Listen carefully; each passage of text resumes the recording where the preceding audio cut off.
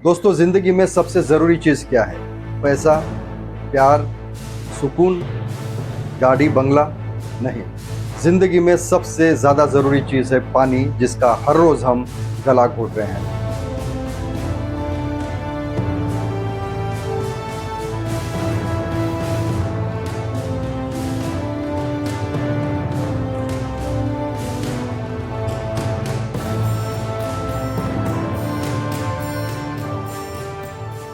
पानी सिर्फ एक रिसोर्स नहीं बल्कि जीवन का आधार है।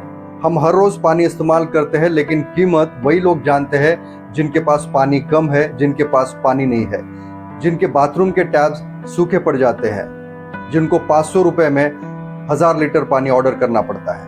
आज भी हम पानी खरीदते हैं, लेकिन ये पानी कल पेट्रोल की तरह बिकने लगे तो इसमें कोई हैरानी नहीं होगी, क्योंकि पॉपुलेशन तेजी से बढ़ रही है। ज्यादा पॉपुलेशन, ज्यादा शहर, ज्यादा लोग, ज्यादा परिवार, ज्यादा इंडस्ट्री, ज्यादा खेती, मतलब ज्यादा पानी की जरूरत। लेकिन आयरॉनिकली जितने रिसोर्सेज बढ़ रहे हैं, पानी उतना ही कम होते जा रहा है। डिमांड मल्टीप्लाई हो रही है और सप्लाई डिवाइड हो रहा है। हजारों सालों से जमीन में जो पानी है, हम कुछ ही सालों में उसे खत्म करने में लगे हैं। अब तक करोड़ों बोरवेल लग चुके हैं और हर नए बोरवेल के साथ ग्राउंड वाटर का स्तर नीचे नीचे जा रहा है।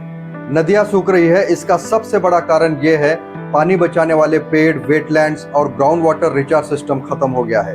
जब जमीन में पानी नहीं रहता है तो नदियां सिर्फ रेत का रास्ता बन जाती है। नदियां तभी जीवित रहती है जब धरती उसे पानी लौटाती रहे।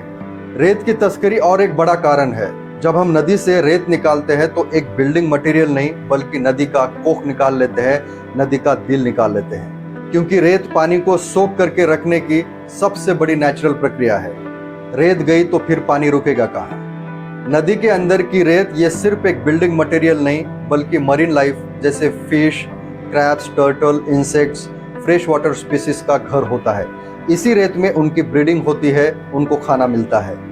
जब हम नदी से रेत निकालते हैं तो असल में हम उनकी जिंदगी, उनके घर और पूरी बायोडाइवर्सिटी को तोड़ देते हैं। धीरे धीरे प्रजातियां कम होने लगती है, पानी की क्वालिटी गिरने लगती है और इकोसिस्टम कोलैप्स होने लगता है।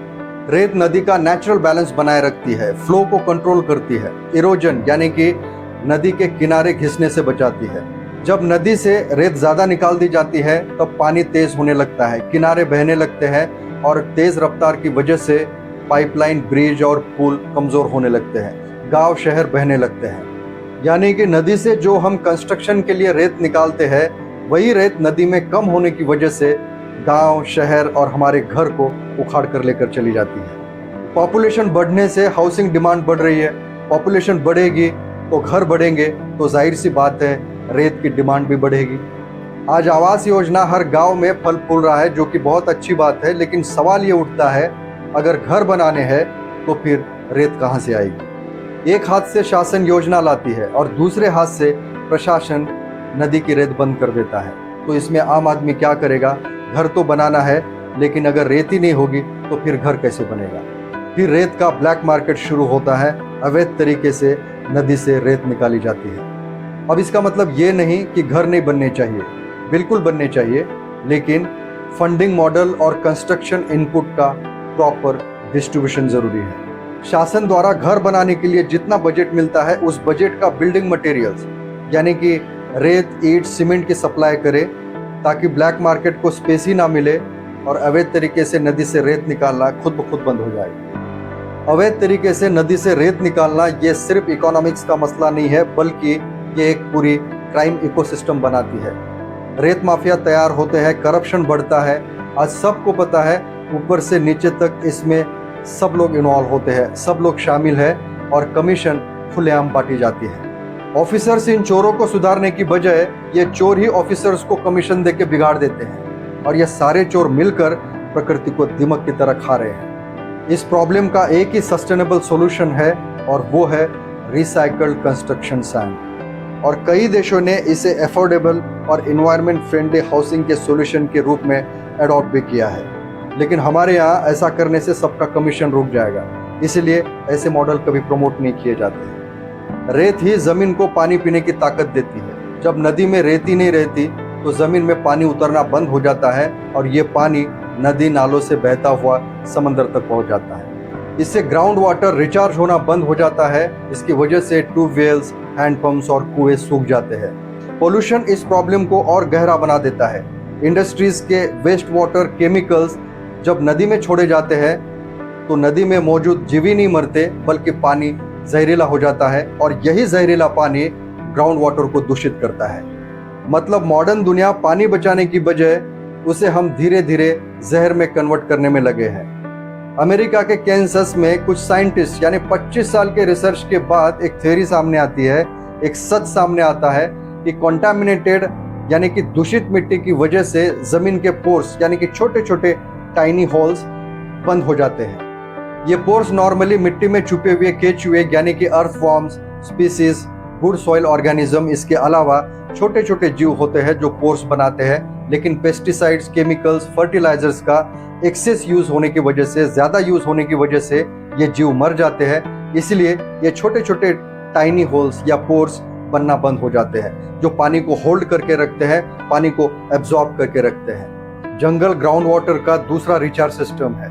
पेड़ की जड़ें पानी को रोक कर जमीन में उतारने का काम करती है, लेकिन हम मॉडर्नाइजेशन के नाम पर पेड़ काटते हैं, डिफॉरेस्टेशन करते हैं, तो पानी जमीन में घुसने की बजाय वो बहकर चला जाता है। मतलब स्टोरेज 0 और रन ऑफ 100%। हम पानी को कमोडिटी नहीं बल्कि फ्री गुड समझते हैं। जब यही पानी मार्केट की कमोडिटी बन जाएगा तो गरीब भूख से नहीं बल्कि डिहाइड्रेशन से मरेगा, और ये फ्यूचर दूर नहीं। मॉडर्न दुनिया के नाम पर हर घर में वेस्टर्न टॉयलेट लग रहे हैं, वो भी हाई फ्लश वाले, जो कि एक फ्लश में लगभग 10 से 12 लीटर पानी सीधे ड्रेन हो जाता है। शावर को हम मॉडर्न लाइफस्टाइल समझते हैं। मार्केट में ऐसे ऐसे शावर आ गए हैं कि 1 मिनट के अंदर सीधे 7 से 8 लीटर पानी खर्च हो जाता है।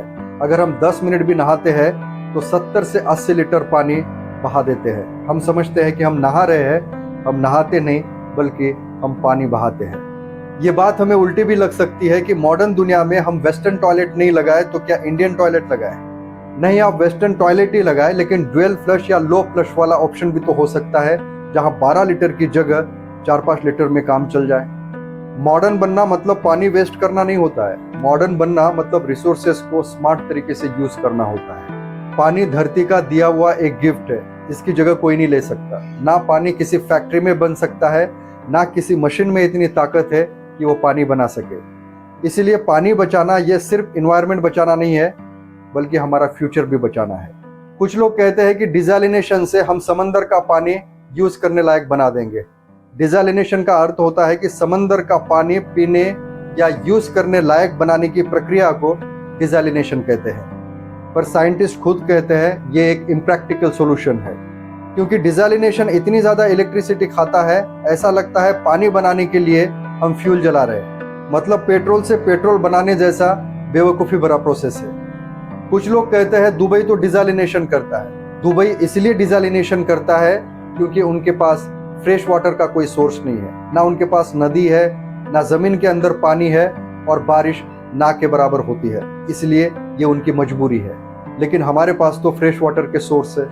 लेकिन जिस स्पीड से हम जमीन का पानी बर्बाद कर रहे हैं, ख़त्म कर रहे हैं, ऐसा लगता है कि आने वाली पीढ़ी के लिए हम धरती को एक ड्राई प्लैनेट में बदल कर चले जाएंगे। हर इंसान की जिम्मेदारी है कि पानी को करप्शन या पॉलिटिक्स से नहीं बल्कि साइंस, संवेदना और ईमानदारी से ट्रीट करे, क्योंकि पानी बचाना ये सिर्फ एक चॉइस नहीं बल्कि हमारे सर्वाइवल का लास्ट ऑप्शन है। बहुत बहुत धन्यवाद दोस्तों।